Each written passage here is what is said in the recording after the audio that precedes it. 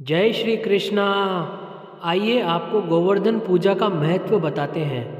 कार्तिक मास की शुक्ल पक्ष की प्रतिपदा को गोवर्धन उत्सव मनाया जाता है। इस दिन बलि पूजा, अन्नकूट, मार्गपाली आदि उत्सव भी संपन्न होते हैं। अन्नकूट या गोवर्धन पूजा भगवान कृष्ण के अवतार के बाद द्वापर युग से प्रारंभ हुई। दिवाली की अगली सुबह गोवर्धन पूजा की जाती है। लोग इसे अन्नकूट के नाम से भी जानते हैं। गोवर्धन पूजा में गोधन यानी गायों की पूजा होती है।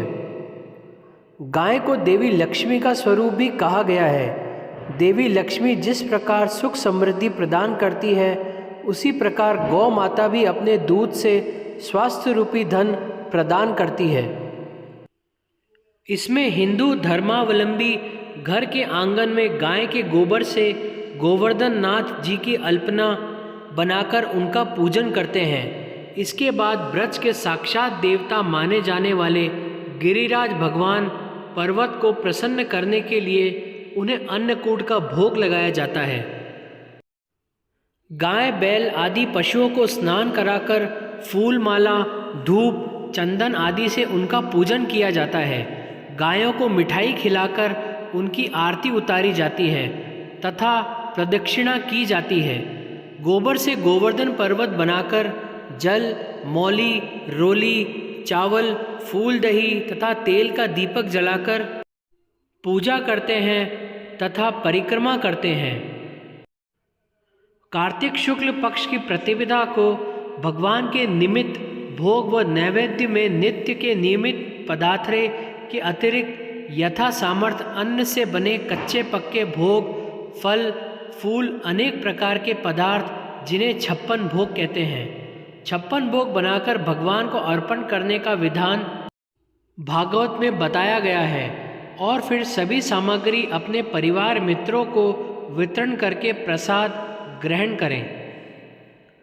पूजा का महत्व माना जाता है कि भगवान कृष्ण का इंद्र के मान मर्दन के पीछे उद्देश्य था कि ब्रिजवासी गौधन एवं पर्यावरण के महत्व को समझें और उनकी रक्षा करें।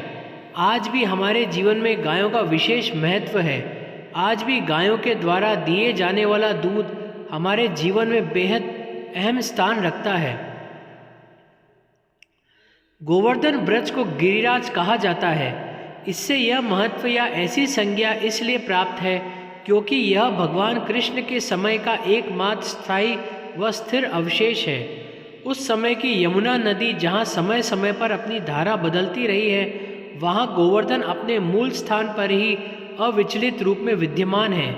इसे भगवान कृष्ण का स्वरूप और उनका प्रतीक भी माना जाता है और इसी स्वरूप में इसकी पूजा भी की जाती है।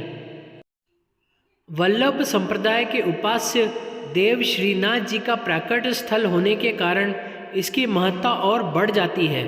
गर्ग संहिता में इसके महत्व का कथन करते हुए कहा गया है, गोवर्धन पर्वतों का राजा और हरि का प्यारा है। इसके समान पृथ्वी और स्वर्ग में कोई दूसरा तीर्थ नहीं है। यद्यपि वर्तमान काल में इसका आकार, प्रकार और प्राकृतिक सौंदर्य पूर्व की अपेक्षा क्षीण हो गया है, फिर भी इसका महत्व कदापि कम नहीं हुआ है। जय हो गौ माता की, जय हो गोवर्धन पर्वत की।